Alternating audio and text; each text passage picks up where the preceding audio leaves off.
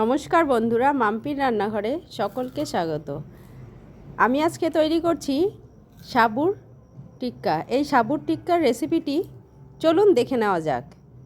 প্রথমে আমি ঈষদুষ্ণ গরম জল করে নিচ্ছি। আমি যেহেতু একটু সময় হাতে কম ছিল, তাড়াতাড়ি করেছি, তাই জলটাকে আমি হালকা গরম করে নিয়েছি। আর তোমাদের হাতে সময় থাকলে তোমরা সাবুটাকে 2 ঘন্টা মতো ভিজিয়ে রাখতে পারো। আমি বড় দানা সাবু নিয়েছি। এই গরম জল দিয়েই সাবুটাকে 2-3 বার ভালো করে ধুয়ে ওই উষ্ণ গরম জল দিয়ে আমি 1 ঘন্টার মতো ভিজিয়ে রাখবো। 1 ঘন্টা ভেজালেই কিন্তু যথেষ্ট। আর যদি তোমাদের হাতে সময় থাকে তাহলে তোমরা ঠান্ডা জলে ভালো করে ধুয়ে 2.5 থেকে 3 ঘন্টা ভিজিয়ে রাখতে পারো। দেখো সুন্দরভাবে সাবুটা কিন্তু ভিজে গেছে। এবারে আমি আলু সেদ্ধ করে নিয়েছি, সেই আলুটিকে গ্রেটার দিয়ে গ্রেট করে নিচ্ছি। ছোট সাইজের আমি 2টো আলু নিয়েছি, এই যে এই সাইজের। তোমরা বড় আলু হলে একটা নিলেও হবে। দেখো আলুগুলোকে সম্পূর্ণ গ্রেট করা হয়ে গিয়েছে প্রায়। এবারে 1 টুকরো আদা নিয়েছি, সেই আদাটাকে গ্রেট করে নিয়েছি। নিয়ে নিচ্ছি ধনেপাতা কুচি আর নেব কাঁচা লঙ্কা কুচি। তারপরে ভিজিয়ে রাখা সাবুগুলোকে জল চিপে এই আলুর মধ্যে নিয়ে নিচ্ছি। আর দেব স্বাদমতো লবণ। জলটাকে কিন্তু খুব ভালো করে চিপে চিপে তুলে নিতে হবে। তোমরা চাইলে ছাঁকনিতেও ছেঁকে নিতে পারো। আমি এটি হাত দিয়েই করেছি। দেখো সমস্ত সাবুগুলোকে আমি ভালো করে জল ঝরিয়ে এই আলুর পাত্রের মধ্যে নিয়ে নিয়েছি। এবারে নেব স্বাদমতো লবণ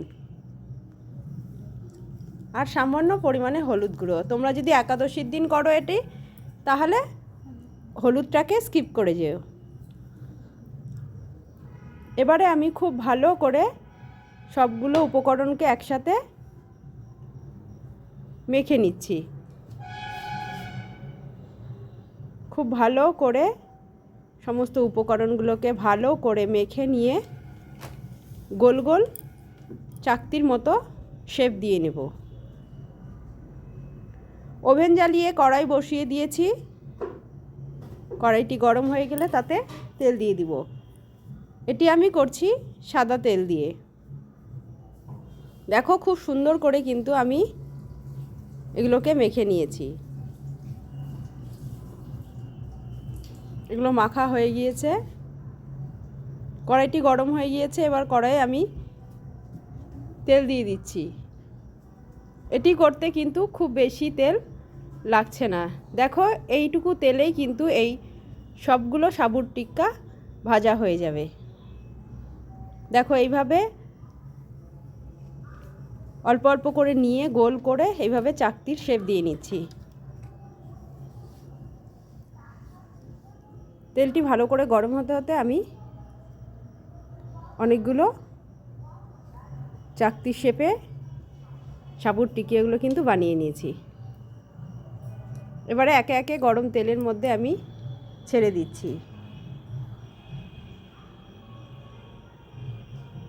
এক সাইডটা প্রায় ভাজা হয়ে এসেছে, তাই উল্টে আরেক সাইডটা ভেজে নিচ্ছি।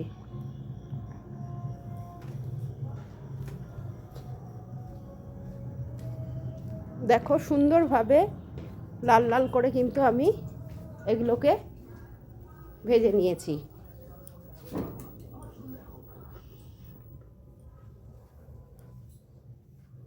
উল্টে পাল্টে এই দেখো সুন্দর করে লাল লাল করে এগুলোকে ভেজে নিয়েছি। বাকি টিক্কাগুলোও কিন্তু ওই একই তেলে একই রকম শেপে ভেজে নিচ্ছি।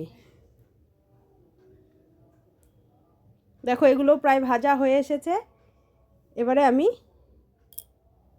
উল্টে পাল্টে নামিয়ে নিচ্ছি একটি পাত্রে।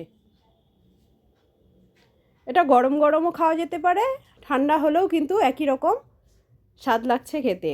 খেতে অসাধারণ হয়েছিল। তোমরা যারা কাঁচা সাবু খেতে পারো না, তারা কিন্তু এইভাবে সাবুর টিক্কা বানিয়ে খেতে পারো।